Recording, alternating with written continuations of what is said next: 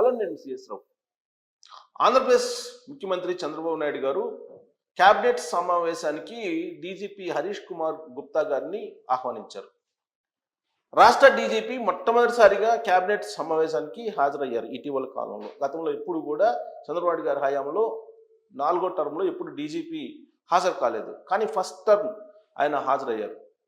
ఈ సందర్భంగా అనేకమైనటువంటి కేసుల గురించి ప్రస్తావిస్తూ వివేకానంద రెడ్డి గారి మర్డర్ కేసులో 6 సాక్షులు అనుమానాస్పద స్థితిలో మరణించారు. గతంలో ఎప్పుడు ఏ కేసులో కూడా ఇలా జరగలేదు. ఒక పరిటాల రవి కేసులో మాత్రం ఇలా జరిగింది.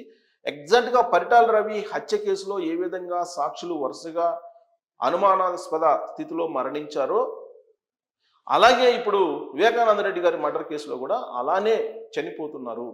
దీని వెనుకున్నటువంటి కారణాలు తెలుసుకోవాలి అనే దాని మీద సీరియస్గా చర్చించారు. డీజీపీ హరీష్ కుమార్ గుప్తా గారు ఇమ్మీడియట్గా స్పందించారు. సిట్ని ఏర్పాటు చేశారు. కడపకు సంబంధించిన ఎస్పీ అశోక్ కుమార్ ఆధ్వర్యంలో ఈ సిట్ రంగంలోకి దిగింది. 6 సాక్షులు కూడా ఆరోగ్యంగానే ఉంటూ చనిపోయారు అనేది ప్రాథమికంగా వస్తున్నటువంటి ఇన్ఫర్మేషన్ పోలీసులకి. దీని మీద డిప్యూటీ సీఎం పవన్ కళ్యాణ్ ఉద్దేశించి, అలాగే సత్యకుమార్ ఉద్దేశించి, మంత్రి వైద్య ఆరోగ్య శాఖ మంత్రి సత్యకుమార్ ఉద్దేశించి చాలా సీరియస్గా చంద్రబాబు నాయుడు చర్చించారు క్యాబినెట్లో. అవసరమైతే కేంద్ర ప్రభుత్వానికి ఈ కేసుకు సంబంధించినటువంటి నివేదికలను ఎప్పటికప్పుడు పంపించాలి, అందజేయాలి అనేటువంటి అంశాన్ని కూడా ఆయన ప్రస్తావించారు. అంటే రాబోయేటువంటి రోజుల్లో సిట్ ప్రాథమికంగా విచారణ చేసిన తర్వాత, కొంత సమాచారాన్ని సేకరించిన తర్వాత ఈ కేసుకు సంబంధించి ఆధారాలని కేంద్రం కోర్టులో పెట్టేటువంటి అవకాశం ఉంది. కేంద్ర ప్రభుత్వానికి, నరేంద్ర మోడీ గారికి, కేంద్ర హోంశాఖ మంత్రి అమిత్ షా గారికి తెలియజేయడానికి అవకాశం ఉంది అని చెప్పి చెప్పచ్చు. క్యాబినెట్లో ఆయన ఈ అంశాన్ని ప్రస్తావిస్తూ మీరు చాలా జాగ్రత్తగా ఉండండి అని చెప్తున్నారు ఆయన. ఎవరికి? మంత్రులకి. జగన్మోహన్ రెడ్డి మామూలుడు కాదు, వ్యవస్థీకృత నేరాలు చేయడంలో ఆరితేరిపోయినటువంటి వ్యక్తి, కాబట్టి మీరు జాగ్రత్తగా ఉండండి అని చెప్పి మంత్రులకి, ఎమ్మెల్యేలకి ఆయన అలర్ట్ చేశారు చంద్రబాబు నాయుడు గారు. సుదీర్ఘమైనటువంటి అనుభవం ఉన్నటువంటి చంద్రబాబు నాయుడు గారు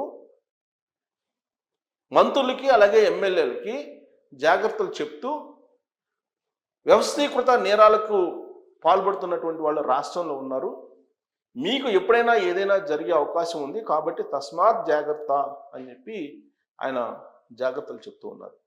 అంతేకాదు 9 నెలల చంద్రబాబు నాయుడు గారి పాలనలో 2024 నుంచి ఇప్పటి వరకు నిద్రపోయేటువంటి వాళ్ళని బండలతోటి చంపినటువంటి సంఘటనలు ఉన్నాయి. అలాగే పెట్రోల్ పోసి నడిచి వెళుతున్నటువంటి వాళ్ళని తగలబెట్టినటువంటి సంఘటనలు ఉన్నాయి. మరి ఈ హత్యల వెనుక వ్యవస్థీకృత నేరాలు చేసేటువంటి వాళ్ళు ఉన్నారా, లేదంటే వ్యక్తిగతమైనటువంటి కక్షలతోటే జరిగినటువంటి సంఘటనలు అనేది కూడా తేల్చాల్సినటువంటి అవసరం ఉంది అనేటువంటి అభిప్రాయాన్ని కూడా వ్యక్తం చేశారు. రాబోయేటువంటి రోజుల్లో రాష్ట్రంలో ఏమైనా ప్రమాదం జరిగేటువంటి అవకాశం ఉంది, అందుకే మీరు అప్రమత్తంగా ఉండండి అంటూ మంత్రులకి, ఎమ్మెల్యేలకి జాగ్రత్తలు చెప్పారు చంద్రబాబు నాయుడు గారు. ఎందుకు చెప్పారు, ఎందుకు చెప్పాల్సి వచ్చింది అని అంటే, వ్యవస్థీకృత నేరాలు అని అంటూ ఆయన కొన్ని ఉదాహరణలు చెప్పారు. దాంట్లో కోడికత్తి కేసు, అలాగే గులకరాయి కేసు, వివేకానంద రెడ్డి గారి మర్డర్ కేసు, వీటన్నిటినీ రివ్యూ చేస్తూ ఆ నేరాలు చేసిందేమో జగన్మోహన్ రెడ్డి గారు మనుషులు, జగన్మోహన్ రెడ్డి గారి అనుచరులు, జగన్మోహన్ రెడ్డి గారికి సంబంధించినటువంటి వాళ్ళు, కానీ దాన్ని తన మీద మోపుతున్నారు అనేటువంటి అభిప్రాయాన్ని చంద్రబాబు నాయుడు గారు వ్యక్తం చేశారు. వివేకానంద రెడ్డి గారు మర్డర్ జరిగిన తర్వాత ఆ రోజు ఉదయం దాన్ని గుండెపోటుగా అనౌన్స్ చేశారు. గుండెపోటుగా అనౌన్స్ చేసి ఆ తర్వాత గొడ్డల పోటు అని చెప్పి ప్రకటించారు. కోడికత్తి కేసులో ఆ రోజున విశాఖ ఎయిర్పోర్ట్లో కోడికత్తి సీను అనే అతను దాడి చేశారు, హత్యాయత్నం జరిగింది జగన్మోహన్ రెడ్డి గారి మీద అని చెప్పి పెద్ద ఎత్తున పబ్లిసిటీ జరిగింది. అది కూడా ఆ రోజున అధికారంలో ఉన్నటువంటి చంద్రబాబు నాయుడు గారు చేయించారు. అలాగే వివేకానంద రెడ్డి గారి మర్డర్ కూడా చంద్రబాబు నాయుడు గారు, చంద్రబాబు నాయుడు అనుచరులు చేశారు అని చెప్పి నారాసుర రక్త చరిత్ర అంటూ ఒక పెద్ద ఎత్తున పుస్తకాలు ప్రింట్ చేసి తమ మీద ఈ నేరాలన్నింటినీ మోపేటువంటి ప్రయత్నం చేసి 2019 ఎన్నికల్లో ఆయన లబ్ధి పొందాడు. కాబట్టి వ్యవస్థీకృత నేరాలు చేయటంలో ఆరితేరిపోయాడు. కాబట్టి అది మీ దాకా కూడా వస్తుందేమో జాగ్రత్త అని చెప్పి సహచర మంత్రులకి, సహచర ఎమ్మెల్యేలకి చంద్రబాబు నాయుడు గారు ముఖ్యమంత్రి హోదాలోనే చెప్పడం జరిగింది. అంటే రాష్ట్రంలో ఎలాంటి భయంకరమైనటువంటి పరిస్థితులు నివురుగప్పిన నిప్పులాగా ఉన్నాయో పరోక్షంగా సంకేతాలు ఇచ్చారు చంద్రబాబు నాయుడు గారు. గులకరాయి 2024 ఎన్నికలకు ముందు విజయవాడలో గులకరాయి కేసుకు సంబంధించి మనం చూసాం. ఆ గులకరాయి తగిలిన తర్వాత ఒక పెద్ద స్టిక్కర్ వేసుకొని ఏ విధంగా జగన్మోహన్ రెడ్డి గారు ప్రచారం చేశారో మనం చూసాం. ఆ తర్వాత సునీతారెడ్డి గారు కామెంట్ చేసిన తర్వాత దాన్ని తొలగించారు.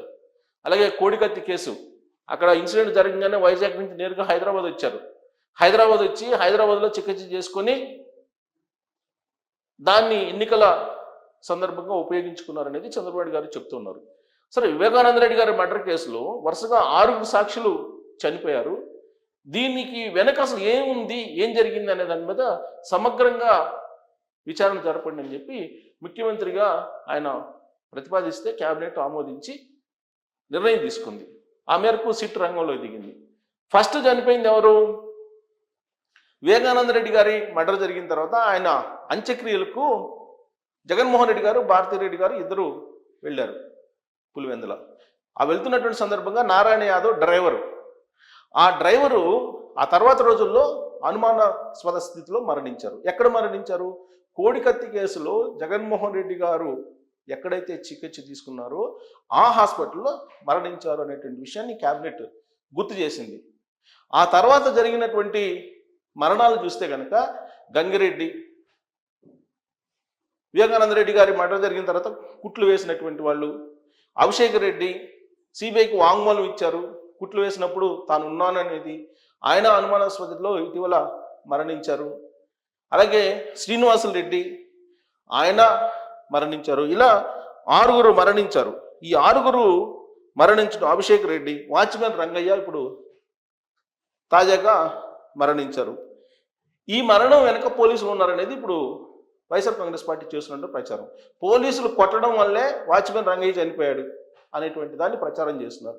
సరిగ్గా ఈ పాయింట్ దగ్గరే ముఖ్యమంత్రి చంద్రబాబు నాయుడు గారు సీరియస్గా ఆలోచించారు. వ్యవస్థీకృత నేరాలు చేసి వాటిని ప్రత్యర్థుల మీద వేయటం, అలాగే కాంపిటీషన్గా ఉన్నట్టు పార్టీల మీద వేయటం, వ్యక్తుల మీద వేయటం అనేది అలవాటు అని చెప్పి ఆయన ఆ రివ్యూ మీటింగ్లో ప్రస్తావిస్తూ పరిటాల రవి కేసులో కూడా ఇలానే జరిగింది అనేటువంటి విషయాన్ని కూడా ఆయన గుర్తు చేశారు అనేది కూడా తెలుస్తోంది. అనుమానాస్పద స్థితిలో మరణించినటువంటి వాళ్ళు కటిక Srinivasulu Reddy, driver Narayana Yadav, Kalluri Gangadhar Reddy, EC Gangireddy, YS Abhishek Reddy, ఇప్పుడు వాచ్మెన్ రంగయ్య. ఈ మరణాలని సహజ మరణాల కింద గుర్తించడానికి లేదు. ఈ మరణాల వెనుక ఖచ్చితంగా వివేకానంద రెడ్డి గారి మర్డర్కి సంబంధించినటువంటి చీకటి కోణాలు ఉన్నాయి. ఈ సాక్షులు వరుసగా చనిపోతున్నటువంటి క్రమంలో ఆ కేసు ఫైనల్ అయ్యేటువంటి అవకాశం లేదు. కాబట్టి సీరియస్గా ఈ సాక్షుల మరణాల మీద దర్యాప్తు చేయండి అని చెప్పి చంద్రబాబు గారు ఆదేశించారు. అయితే ఇక్కడ సిబిఐకి సంబంధించినటువంటి ఎస్పీ రామ్ సింగ్ మీదనే అప్పుడు కేసు పెట్టారు. అలాగే గూగుల్ టేక్అవుట్ ద్వారా వివేకానంద రెడ్డి గారి మర్డర్ వెనుక సూత్రధారులుగా అవినాష్ రెడ్డి అలాగే భాస్కర్ రెడ్డి ఉన్నారని చెప్పి సిబిఐ వాళ్ళు వాంగ్మూలం వేస్తే అవినాష్ రెడ్డి గారిని అరెస్ట్ కాకుండా కూడా అప్పుడున్నటువంటి ప్రభుత్వం అడ్డుకుంది. ఇదే విషయాన్ని కూడా ప్రస్తావించారు చంద్రబాబు గారు. సో ఓవరాల్గా ఏంటంటే ఈ అంశాలన్నింటినీ కూడా ప్రస్తావిస్తూ మంత్రులు, ఎమ్మెల్యేలు జాగ్రత్తగా ఉండాలి. జగన్మోహన్ రెడ్డి గారు మామూలు కాదు. వ్యవస్థీకృత నేరాలు ఎటువైపు నుంచి వస్తాయో తెలీదు. కాబట్టి మీరందరూ జాగ్రత్తగా ఉండండి అని చెప్పి ఆయన అలర్ట్ చేశారు. అంటే దాని అర్థం ఏంటి అనే దాని మీద మీరు కామెంట్ చేయొచ్చు. Thank you.